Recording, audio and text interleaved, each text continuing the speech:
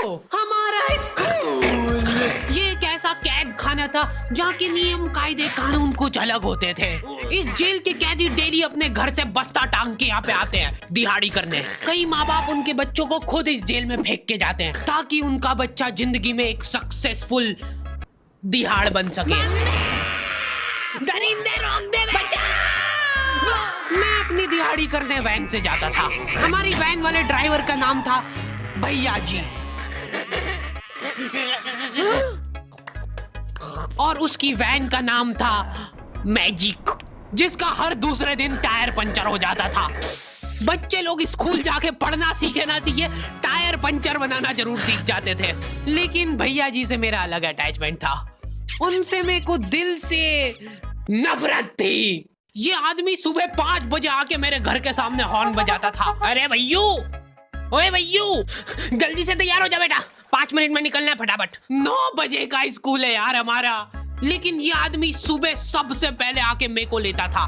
उसके बाद हम 3-4 घंटे पूरे शहर भ्रमण पे निकलते थे। शहर के पूरे आखिरी कोने से बच्चे ले लेके आता था ये आदमी।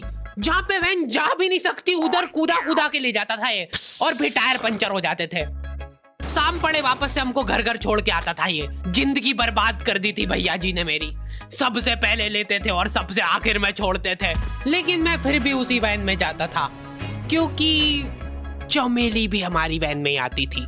और बात यह है कि वो मेरे पास ही बैठती थी, मतलब मजबूरन। उसके पास और कोई ऑप्शन ही नहीं बचता था और मैं बचाता भी नहीं था। मैं घर पे जाते थे, जो 2-3 घंटे मेरे को सोने के लिए मिलते थे उसमें सोता नहीं था और मैं प्लानिंग करता था कि कैसे चमेली सिर्फ मेरे पास बैठे। चमेली सबसे आखिर में आती थी और मैं सबसे पहले सुनसान वैन में चढ़ के बस्ता अपने पास में रख के और फसर के सो जाता था। बाकी सारे बच्चे अपना बस्ता गोदी में रखते थे क्योंकि तुम्हारे बाप की वैन नहीं है, मतलब मेरे भी नहीं थी। पर मेरे ऊपर भैया जी को तरस आ जाता था कि बेचारा 5 बजे से आया है, तो वो सोने देते थे। अरे कैसे चला रहा है ये गाड़ी? रुक जा, गाड़ी चलाना नहीं आती क्या? देखो, आदमी इतना तभी चिढ़ता है जब उसकी जिंदगी में कोई लड़की ना हो। नहीं है ना? नहीं, मैं समझ सकता हूँ लड़की ना होने का दुख दर्द। मैं भी किसी जमाने में लड़कियों की तलाश में गली मोहल्ले भटकता था। फिर एक दिन मेरे पास से वो निकली। जैसे ही मैंने हैपन खोल के देखा, उसकी आईडी मेरे फोन पे चमक रही थी। हैपन ये एक रियल लाइफ डेटिंग ऐप है। यहाँ पे तुमको वो लोग मिलेंगे जो तुम्हारे आस पड़ोस से निकले हो कभी ना कभी। 100 किलोमीटर दूर रहने वाले लोगों से बात करके फायदा ही क्या जब तुम मिल ही ना पाओ। और अगर तुम्हारी घिनौनी शक्ल देख के यहाँ पे तुमसे कोई प्यार मोहब्बत नहीं भी करता है तो तुम फ्रेंडशिप तो कर ही सकते हो फिर भी। So go and check it out happen, link is in the description. लेकिन मैं सोता नहीं था, मैं आंख बंद करके चमेली के घर का इंतजार करता था। तो क्योंकि चमेली आखिरी में आती थी तो वैन पूरी पैक पुक हो रखी होती थी, बच्चे बाहर उबल रहे होते थे और मैं अपना बस्ता पास में रख के एक्टिंग देखो एक्टिंग। और जैसे ही वो आती थी, हड़बड़ाना नहीं, ऐसे टाइम पे हड़बड़ाते नहीं है कि फटाफट बैग उठाया और आओ इधर बैठो जल्दी। मत करना ये हरकत, भाग जाएगी वो। ठरक नहीं झलकना चाहिए जरा सी भी, एकदम सटल रखना है। क्या हुआ? और कहीं जगह नहीं है क्या? तेरे मुंह में मूत दूंगा मैं। अच्छा ठीक है, इधर ही बैठ जाओ। देख रहे हो एक्टिंग, देखो तुम लौंडे की। ना जाने कौन सी नशीली खट्टी मीठी खुशबू लगा के आती थी चमेली। आज तक उसकी खुशबू है मेरी नाक में। मैं वो खुशबू का पूरा मजा ले ही रहा होता हूँ, इतने में एकदम भभका बास आती जनेका से। जैसे ही मैं बाहर झांकता हूँ, मरा हुआ कुत्ता पड़ा है वहां पे। एक काली कार सूख करके निकली और मेरे बच्चे को मार दिया। कैसे करके निकली? शूक। ऐसे नहीं निकली थी, मैं यहीं पे खड़ा था, वो कार आई थी और जैसे ही वो बच्चा नीचे आया तब वो खड़ा, वो बच्चा चिल्लाया और फिर कार करके भाग गई।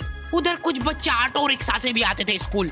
ऐसा लगता था कि पूरे स्कूल के बच्चे इस एक ऑटो रिक्शा में ठूस ठूस के ले जाता है वो। ये ऑटो वाले और भैया जी दोस्त थे और अब ये बीच सड़क पे रेसिंग लगवा रहे।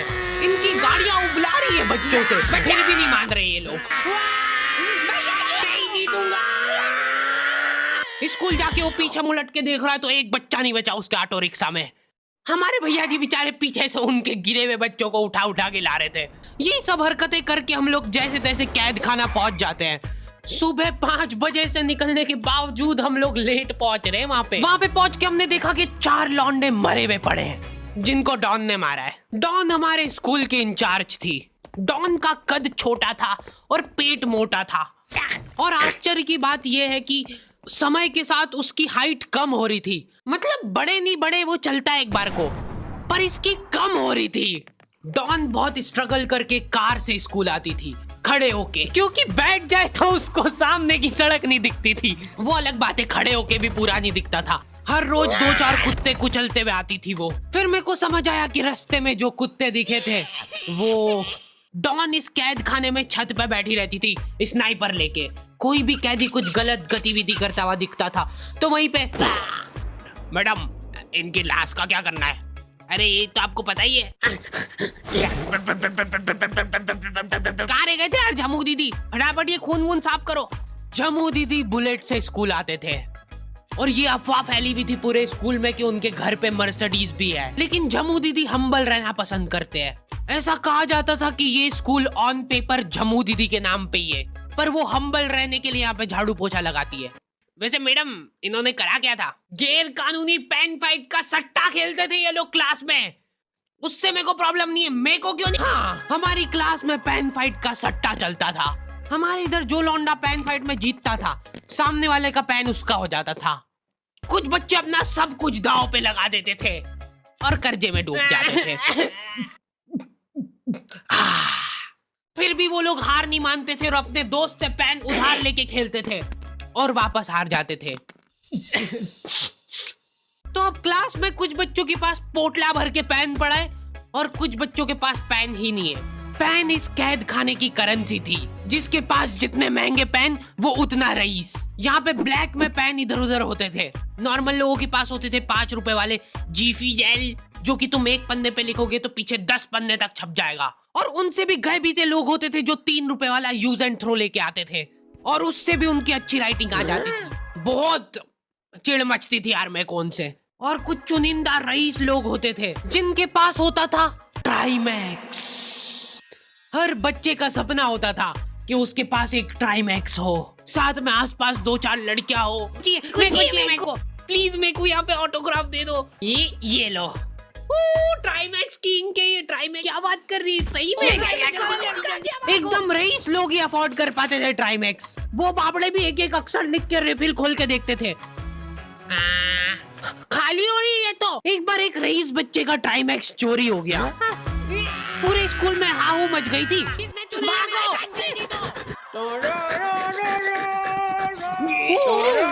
देखो, उस दिन हमको पता चला कि वो आदमी दौड़ भी सकता है।